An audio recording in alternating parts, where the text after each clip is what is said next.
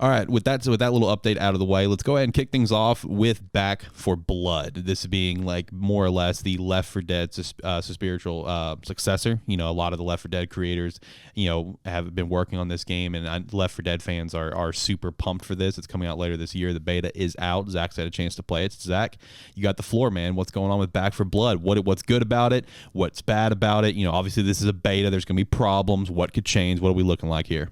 So it's Left 4 Dead. All right. That's what it is. That's already great news. That's already great news. So, I mean, Back 4 Blood, it's got a lot more gun options than Left 4 Dead ever had. And pretty much new zombies, some slightly new mechanics here and there with the game, which is the whole thing of like, instead of just having, because Left 4 Dead was, you had a primary, secondary health item and throwable, you know, have that, plus you have a primary, secondary healing item, offensive item, and a supportive item. So you have a kit of like 5 things. Then you have the whole card system, which is very unique in itself, of where you create a deck of 15 cards based of cards that you can collect, and whenever you go into a game, it more or less takes that deck, just randomizes it, and draws like 5 at a time to let you select one to add to your set of cards active in the match. And it, for the first round you're in, it does that, draws up like four or 5 cards to set your deck. Then whenever you're running through PvE, the start of every new chapter, it draws one more for you to use. So more or less stacking over the campaign, ideally making you stronger as the intensity ramps up and things like that. But overall, I'm enjoying the game. Gunplay has been fun. Just dealing with getting through the campaigns and everything. Mapping has been interesting. Mapping has been sort of interesting to figure out paths you have to take, because there's weird little things that you want to expect. Like on one of the maps, to get through a house, there's this giant pulsing red thing there that you have to shoot to pop it to unveil the door. Which, if you're not thinking about it and think it's just part of the environment, you'll just walk right past that sucker searching the house going, where the hell's the exit? And haven't had a chance to do the PvP yet, because there is 2 PvP maps that are available during the beta, which is the swarm mode, where it's more or less 2 teams, see who can survive the longest. So haven't had a chance to mess with that yet. Planning on messing with that hopefully this evening. But overall, just been enjoying the actual main gameplay, learning the decks and everything.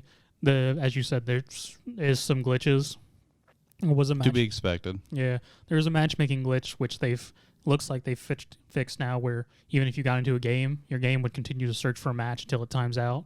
Then once that round ended, it would kick you out of that lobby and put you in a lobby by yourself, and no one would be able to join you for whatever reason. Okay. The ally AI is super incompetent. That game's not playable with just the AI, even on the easiest difficulty. It's just not doable.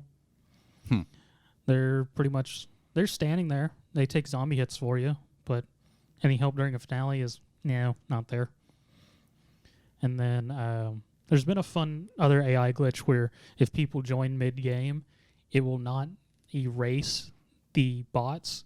So you'll have bots plus the players, and because of that, the game registers it as too many people there.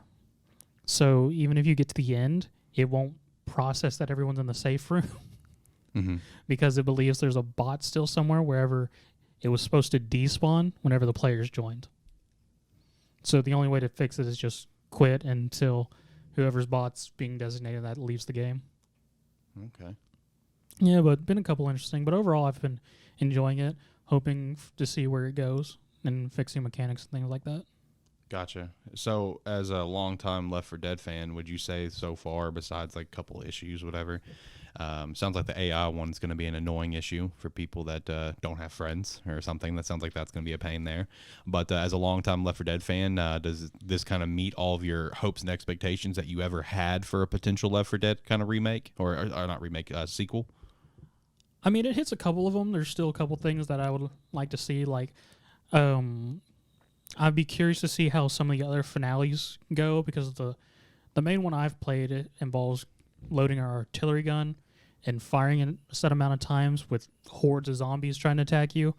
I mean, it's a fairly nice finale. I don't think it's as intense as some of the other finales I remember from Left 4 Dead, but that may just be because I was just messing with the new difficulties and whatnot, so it wasn't on like the hardest difficulty, so that might amp that up.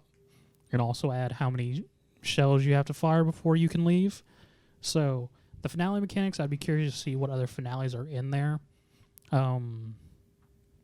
As for like spawning and whatnot, like the special ridden, as they're called, I would hope to see more variety in them. I mean, the ones that are there are somewhat interesting, and based from my understanding of the swarm, like each of the mutations have like 3 different variants. So there is some variety in there.